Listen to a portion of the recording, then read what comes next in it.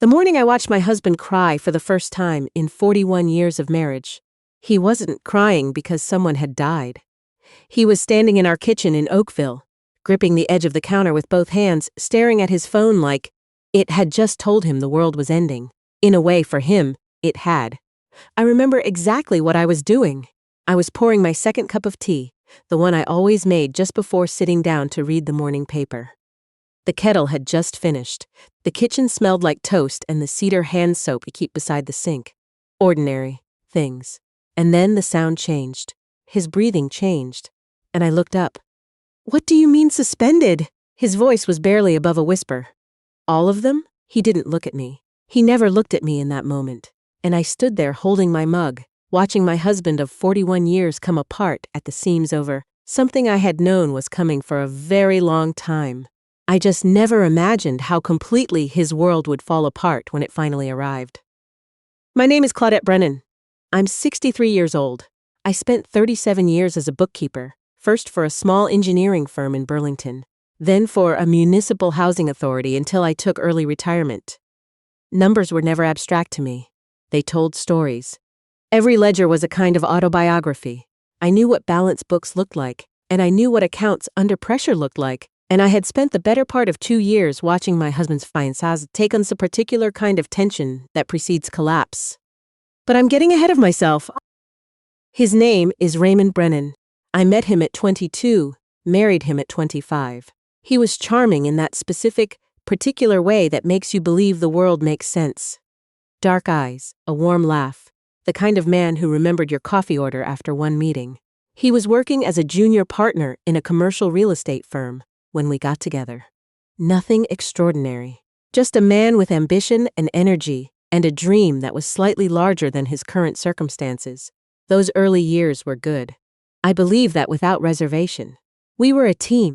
We talked about money, about property, about our plans for the future.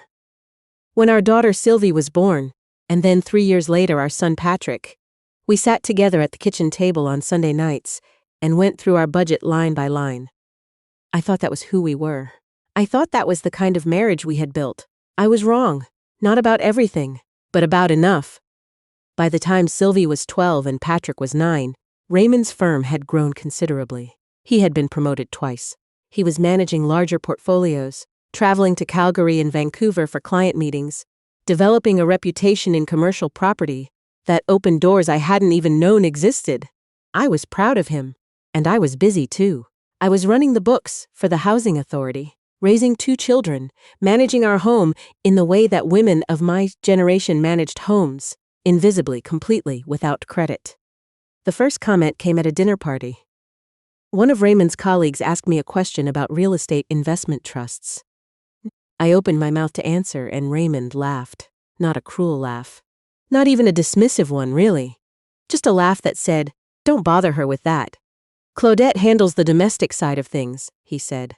"The complicated stuff gives her a headache." Everyone chuckled. I chuckled too.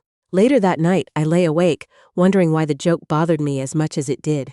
The comments didn't stop. Over the years they multiplied, shifted in tone, hardened into something I could only call narrative. Raymond didn't understand money. Raymond handled the important decisions. Poor Raymond, having to explain everything twice. My colleagues at the housing authority knew I was a senior bookkeeper. My husband's friends thought I barely understood a mortgage statement. The strange thing is that people believed him. Even our children, eventually. Our son Patrick, who grew into a version of his father I hadn't entirely anticipated, began routing financial questions to Raymond without a second thought. One Christmas, Patrick asked Raymond to look over his investment portfolio, and when I offered a different perspective on the sector weighting, he smiled at me the way adults smile at well-meaning relatives who don't quite understand the conversation. Sylvie was different. She lived in Halifax and worked in environmental law. She had always watched more and spoken less, even as a child. She noticed things. But she was far away, and she had her own life, and there were long stretches where I didn't tell her what was happening inside our house because I didn't fully understand it myself. The change, when it came, was gradual. Not one event, but a series of absences. Raymond had always handled the corporate accounts associated with his real estate dealings, That was reasonable. His business was separate from our household. But somewhere in our 50s, information began disappearing from our shared life. Statements I expected to see, tax documents, summary reports he used to review with me over dinner because, I realized later, he had once trusted my instincts and then decided it was safer not to. I would ask questions. The answers became shorter, vaguer. Everything's in order became his phrase. He used it the way some people use weather talk, to fill space without saying anything. Then came the evening, about 2 years before everything unraveled, when I noticed his laptop screen go dark the moment I walked into his study. He looked up and smiled. I asked what he was working on. He said quarterly projections. The smile was exactly right. That was what frightened me. Raymond had never been a bad liar. He had simply never had to lie much. Now he was practicing. The letter arrived on a Thursday. I almost missed it. It came buried in a stack of advertising flyers and a hydro bill, standard white envelope with the return address of a financial institution I vaguely recognized. I carried the stack inside, left it on the hall table, and went to start dinner. Raymond came home earlier than expected. I heard the door, heard his keys, heard him pause in the hallway. Then silence. The kind of silence that has texture to it.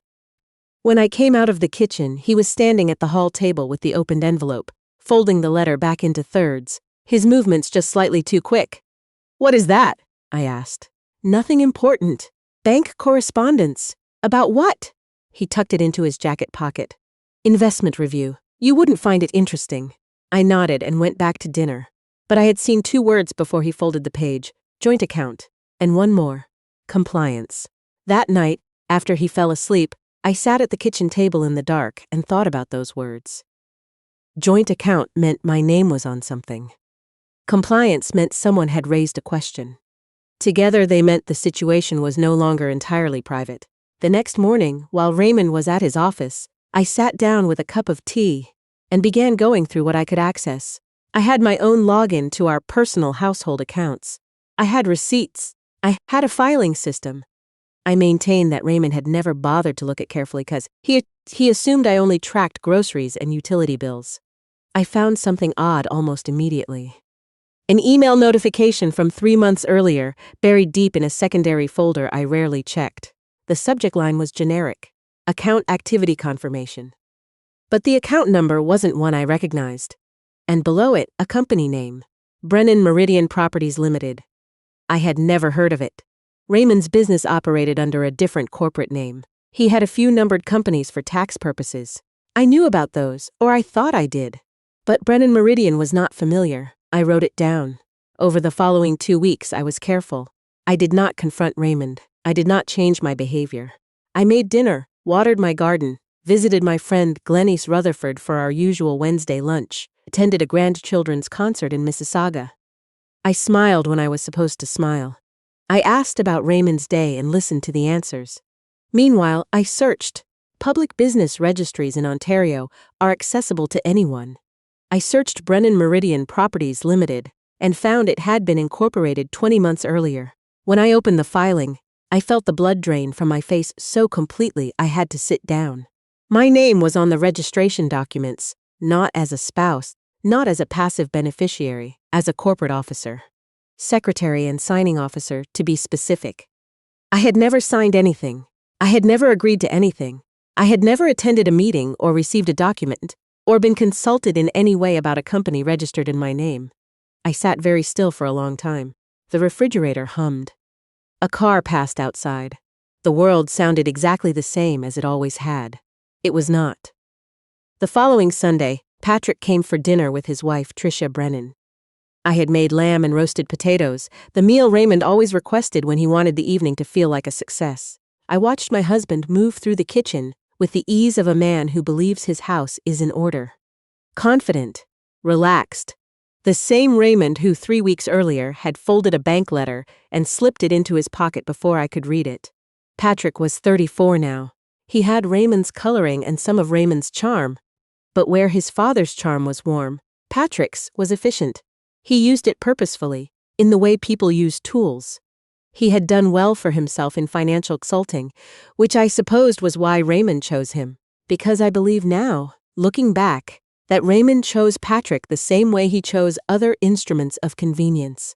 Carefully, purposefully, and without ever making it look like a choice.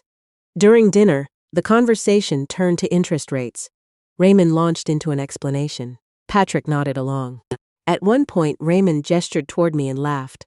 "Ask your mother if she understands variable rate mortgages." Patrick smiled. Tricia looked at her plate. I smiled too. But I watched Patrick carefully for the rest of the evening. Twice when Raymond mentioned properties or accounts, something shifted in Patrick's expression. Not surprise, not confusion, recognition. The particular micro-expression of someone who already knows what's being referenced. After dinner, I walked Patrick and Tricia to the door. Raymond was clearing plates in the kitchen. In the hallway, I paused. "How's the consulting work going?" I asked Patrick casually. "Really well, busy." He reached for his coat. "Raymond mentioned you were in Hamilton last week." Something flickered across his face, just for a moment. "Yeah, quick trip. Did you go together?" He looked at me, then away. "Just work stuff, Mom." Nothing exciting. After they left, I stood alone in the hallway for a moment. Patrick had not looked confused when I mentioned Hamilton. He had looked careful. The difference matters. I had spent a career watching careful people, and I knew what they looked like. That night, I called Sylvie. She answered on the first ring. "Something's wrong," she said, before I had said much of anything. "Does it show?" Only to me. A pause. "What is it?" I chose my words slowly. "Have you noticed your father acting strangely?" Silence. Not the silence of someone thinking about an answer. The silence of someone deciding how much to say. "He's been a bit distracted," she said finally. "When I visited in March, he kept stepping out to take calls. Did he say who was calling?" "Just clients." Another pause. "Mom, what's happening?" I told her I was looking into some things. I told her not to worry yet. She told me she was always on my side, without me having to ask, and the simplicity of it made my throat tight. A week later, I made an appointment at our bank branch in downtown Oakville. I went alone on a Tuesday morning, when Raymond was at a client presentation in Brampton. The advisor's name was Carol. She was probably 50, professional, unhurried. The kind of person who makes you feel like your question is reasonable before you've even asked it. I explained that I had discovered my name attached to financial documents and corporate registrations I had no prior knowledge of. She did not react with alarm. She reacted with seriousness, which was more useful. After reviewing what I brought, she asked me a question I wasn't expecting. "Do you have any background in finance, Mrs. Brennan?" I almost laughed. 37 years in bookkeeping," I said. Something shifted in her posture. The conversation changed. She spoke to me differently. Not more slowly, but more honestly. She explained the general principles carefully. If my name appeared as a signing officer on a registered corporation, I could carry legal and financial responsibility for that entity's obligations. If authorizations attached to my name had been executed without my knowledge, that constituted a separate matter entirely. If financial guarantees existed connected to accounts or assets in my name, I had a right to know. "Have you reviewed your personal retirement accounts recently?" she asked. I hadn't. Not carefully. Not the way I was beginning to think I should have. With her help, I accessed what I was entitled to see. The summary took about 20 minutes to review. By the end of it, I had identified 3 separate instances where funds connected to my retirement portfolio had been referenced as collateral against business obligations I had never approved. I drove home slowly. I sat in the driveway for 15 minutes without going inside. In 37 years of working with other people's accounts, I had seen this pattern twice before. Once in a small business under investigation by the CRA. Once in an estate dispute that became very ugly, very quickly. I had always felt distant from those situations. Professional. Objective. I did not feel objective now. There was a name I had been circling for weeks without looking at directly. I had found it first in the Brennan Meridian filings. Then again in emails I shouldn't have been able to see but could, because Raymond had once logged into our shared family computer and forgotten to log out of his secondary email account. The name appeared in correspondence about property management, about account access, about meetings in Hamilton and Toronto. The tone of those emails was not professional. It was intimate in the way that people are intimate when they think no one else is reading. Her name was Sandra Kowalski. She was 44 years old and worked as a property development consultant. Her firm's website was professional, glossy, the kind of site that says serious person without having to argue the point. Her photograph showed a composed, attractive woman with the ease of someone accustomed to being taken seriously. I spent an evening following the connections. Sandra's firm had done contracted work with Brennan Meridian Properties. Her name appeared on multiple corporate filings. She had been photographed at a real estate gala in Toronto the previous spring, standing beside Raymond in the way that people stand when they know each other outside business hours. The property records took me another 2 hours to find. A condominium in Hamilton, luxury building in the West End, close to the lake. Registered to a numbered company that, when traced, connected to Brennan Meridian Properties. Managed, at least partially, through accounts that were partially guaranteed by assets in my name. I did not cry that night. I think I had already moved past the place where crying would have helped. What I felt instead was a cold, clarifying kind of anger, the sort that focuses rather than scatters. I had spent 41 years building a life with a man who had decided, somewhere along the way, that it was easier to use me as a silent asset than to acknowledge me as an equal. And I was done being silent. I called my old friend Glenys Rutherford the next morning and asked if she could recommend a good estates and corporate lawyer. Glenys had worked in the legal sector for years before retiring and knew everyone worth knowing in the Halton region. She didn't ask many questions. She said she'd have a name for me by end of day. The name she gave me was Anita Desai. Anita ran a boutique practice in Burlington, family law with a specialty in financial disputes.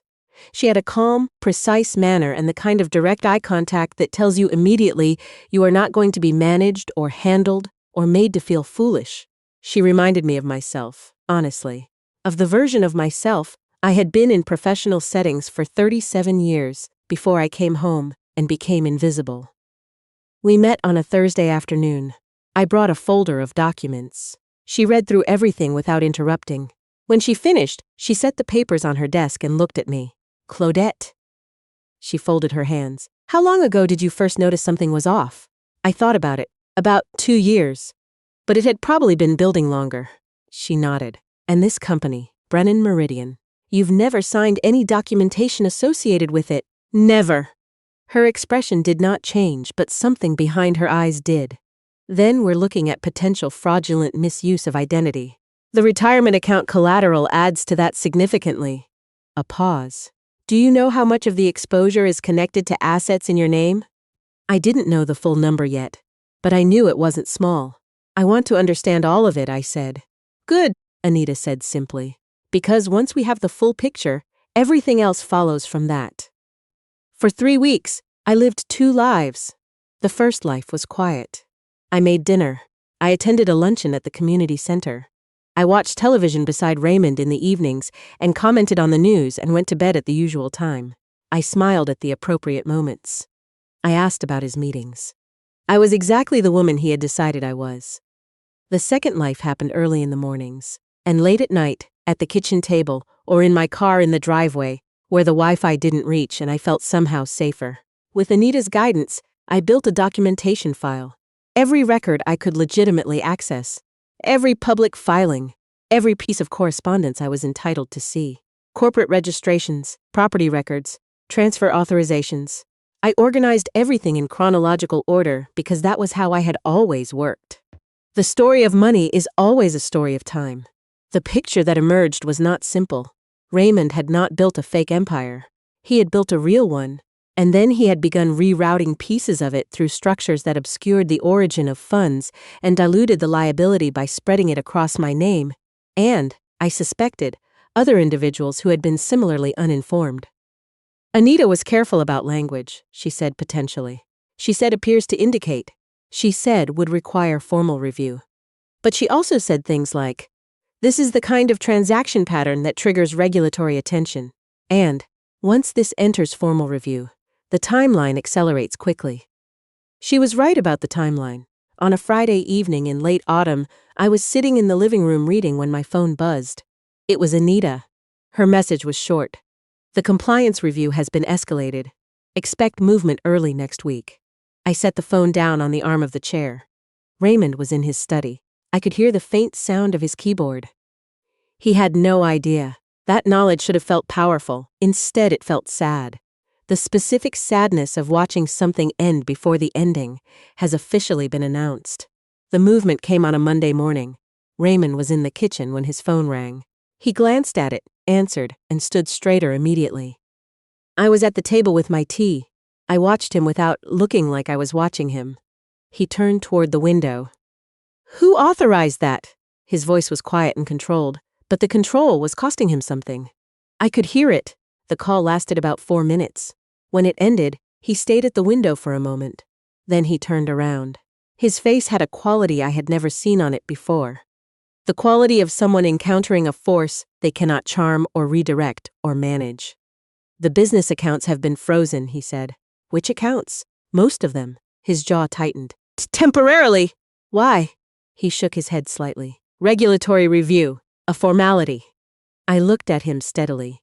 "Raymond, which accounts?" He listed them. Brennan Meridian was among them. He watched my face when he said the name. I gave him nothing. Over the next several hours, the calls came steadily. His business partner. His accountant. Someone from his law firm. Each call made him slightly smaller, slightly more fragile. By noon, he was pacing the house in a way I had never seen him pace. The composure that had defined him for 40 years was cracking. Not dramatically, but steadily, the way ice cracks in spring. Too many places at once. Patrick arrived by mid-afternoon. He hadn't called first. That alone told me he already knew something was wrong. They disappeared into Raymond's study together. I could hear their voices, but not their words. When they came out an hour later, Patrick looked like he hadn't slept in days. His tie was loosened. He wouldn't meet my eyes directly. I made coffee for everyone. I moved through the kitchen like everything was normal. Like I was still the woman they believed me to be. That evening, after Raymond had gone upstairs, Patrick lingered at the kitchen table. I sat across from him. For a long moment, neither of us spoke. Then I set down my mug and looked at him directly. "Patrick, I need you to tell me what you know." He pressed his lips together. "Mom, it's complicated." "It isn't." I said it gently but without room in it. "It really isn't." He looked away. The gesture was so familiar, I almost smiled. He had done that same thing at 14 whenever he was caught in something he hadn't expected to be caught in. "How much do you know?" he asked quietly. That question told me everything. Because innocent people don't answer with questions. I told him what I knew. I didn't dramatize it. I gave him the facts in order, the way I would have prepared a report for an audit. The company. My name on the filings. The forged signatures. The retirement collateral. Sandra Kowalski. When I said her name, Patrick closed his eyes. The silence that followed was very long. "He told me it was temporary," Patrick said finally. His voice had an exhausted quality to it that made him sound very young. He said it was just a structural thing. Tax efficiency. And Sandra? He was quiet for a moment. "I met her twice. In Hamilton." He looked at the table. "I told myself it was a business thing. Did you believe that?" His eyes came up to mine, honest for the first time all evening. "No." I felt the truth of that settle into the room. My son had known. Not everything, perhaps, but enough. He had known enough and chosen the comfort of not knowing more. "Did he give you anything?" I asked. The color drained from Patrick's face in a way that was its own answer. "How much?" I kept my voice completely level. He swallowed. 40,000. I looked at my son and felt about 5 different things simultaneously. Grief, anger, a strange, reluctant compassion. He was not a cruel person. He had simply inherited his father's talent for choosing convenient truths, and that talent had cost him something he wouldn't fully understand until much later. "I'm sorry, Mom." The words came out with a rawness that told me he meant them. "I kept telling myself Dad would sort it out before anyone got hurt." "I know," I said. And I did know. That was almost the hardest part. The confrontation with Raymond happened 3 days later. He came to me, actually. Not because he had become honest, but because he had run out of options to avoid me. He walked into the kitchen on a Thursday evening and sat down at the table with the manner of a man preparing to negotiate. I had spent 41 years watching him negotiate. I knew every gesture. "I need to understand what you've been saying to people," he said. I set down the dish I was drying. "What people specifically?" Claudette. His voice held a warning note. Old instinct. I sat down across from him. "I've been talking to my lawyer." The word lawyer moved through him visibly. His shoulders changed. You don't need a lawyer. This is a business matter. It's complicated and I understand why it looks. My name is on Brennan Meridian Properties as a signing officer, I said. Silence. I never signed a single document associated with that company. His jaw worked silently for a moment. My retirement savings were used as collateral against business obligations I never agreed to. He opened his mouth. And Sandra Kowalski has been living, at least partially, in a property financed through accounts attached to my name. Raymond stood up. The movement was sudden, controlled, the kind of physical reaction men use when words have failed them. He walked to the window, stood there with his back to me. When he turned around, his expression had shifted from negotiation to something harder. You have no idea what you're doing. I felt something very quiet happen inside my chest, a kind of settling, like the last piece of a very long equation dropping into place. You used that line on me for 40 years, I said, that I didn't understand, that it was complicated, that I should trust you. I kept my voice even, and the whole time, I understood perfectly. I just let you believe I didn't. He stared at me. That was my mistake, I said, not the not understanding, the letting you believe it. Something crossed his face that I had never seen there before. Not anger, something closer to recognition. Claudette, I've documented everything I'm legally entitled to document, I said. My lawyer has copies. The regulatory review already has copies of the business filings. What happens next isn't something either of us controls anymore. He sat down slowly. For the first time in 41 years, Raymond Brennan looked old. Not tired. Old. The particular aging that happens when a person's story about themselves stops holding together. If this goes further, he said quietly, everyone is affected. Patrick, don't. My voice stayed calm. Don't use the children. He looked at me for a long moment. Then he looked away. And in that looking away, I saw the man he actually was. Not the man he had spent decades presenting to the world. Not the man who laughed at dinner parties and managed other people's money and convinced everyone that his wife didn't understand the complicated things. Just a man sitting at a kitchen table who had made choices and was now surrounded by their consequences. I reached into the pocket of my cardigan, pressed stop on my phone. Anita had suggested I be prepared. I had listened. The following months were not simple. They rarely are when the real accounting begins. Anita was methodical and patient. The regulatory review expanded. Certain transactions attracted formal attention from institutions whose attention is difficult to redirect once given. Raymond's professional reputation, which had taken 30 years to build, began losing its shape. Not all at once. These things are rarely dramatic. But people in business communities talk, and the stories that circulate about financial irregularities tend to be stickier than the stories about success. Patrick had to answer questions that were genuinely hard to answer. There were formal proceedings. He told the truth. I know this because Sylvie called me afterward and said, "He told the truth today, Mom. I thought you should hear it from me." The relief in her voice told me what it had cost him. The dignity in her voice told me she was proud of him for it. Sylvie had been a consistent, steady presence through all of it. She flew in from Halifax twice.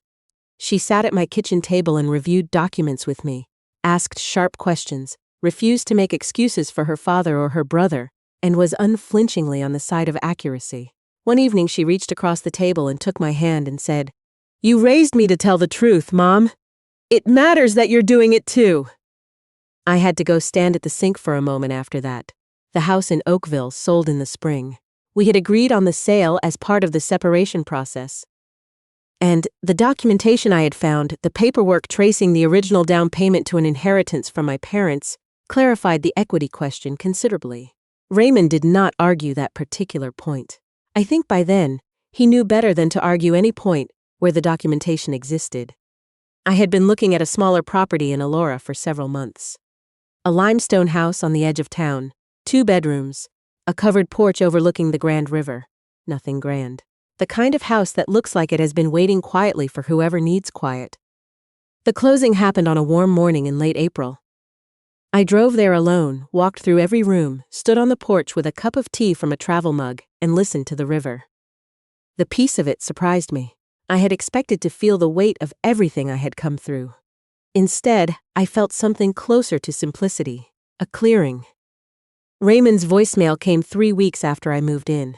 I listened to it standing on the porch in the early evening, the river catching the last of the light below the town. His voice sounded unfamiliar, quieter than usual.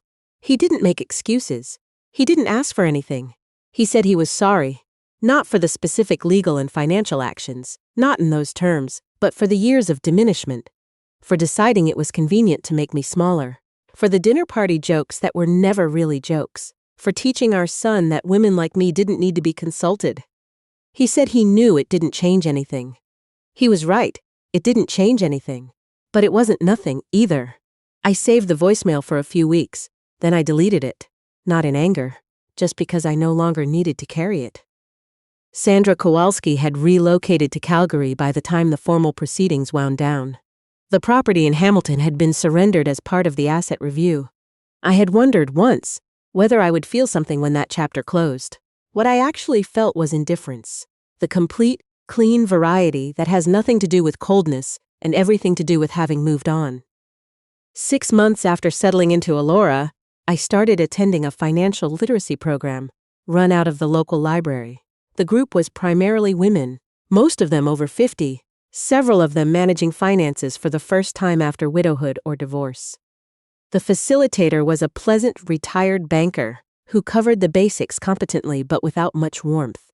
After the 3rd session, I approached the library coordinator and asked if they would accept a co-facilitator. Someone with bookkeeping experience. Someone who had fairly recently been in some of the same positions these women were sitting in now. She said yes immediately. The first session I led was about recognizing warning signs in shared financial accounts.